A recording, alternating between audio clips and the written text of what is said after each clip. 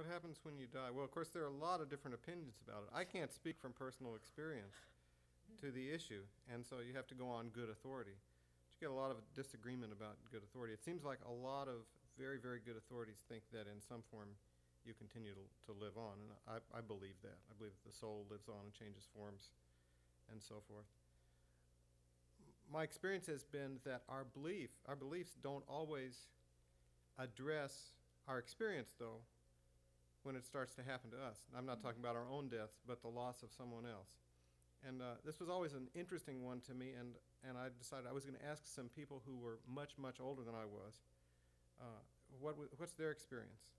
And at one point I asked Patty's mother, who's very active in her church, deeply religious in the Christian faith, and has had a lot of friends die and family members, and she's been through a whole lot in her lifetime. I said, well, I understand what your faith is, and I understand how strongly you believe it.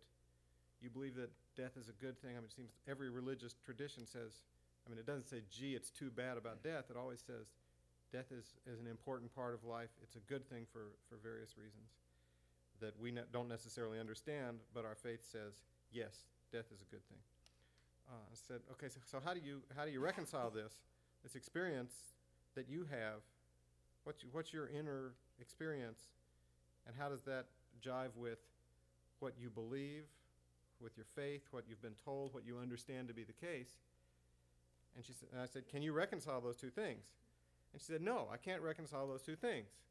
I've lived a whole lifetime, and I can't make sense of it, and I don't know anybody else who can make sense of it, and I don't think that the minister and the preacher can make sense of it.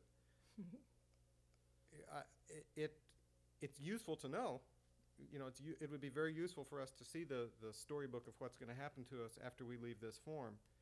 It doesn't directly address our experience, though, as we go through life. It doesn't directly address our feelings. And it seems like all these different traditions, all the religious traditions and non-religious traditions, still boil down to the same kinds of things about how you're supposed to live your life. And it seems to me that that many religions have come up with rituals as an important way to process these significant events, whether they're weddings, births, deaths. Ritual seems to be something that is very, very powerful for many people. And then there are people for whom that doesn't work, and for whom the company of other people is critical. There are people who need to experience it alone. There are people who experience it on a vastly different time scale. For example, I lost both my parents when I was a teenager at different times. And I don't think I had any idea. I had no framework with which to process it at all. And so I think I basically just postponed it without realizing. I didn't know what else to do, so I said, well, this is really weird what I'm going through, and I'll just keep on going. That's what we're told we're supposed to do. You keep on going. And nobody really said you should go find your grief and live with it. So it was much, much later when my cat died of old age, decades later, that I broke down and began the real grieving process.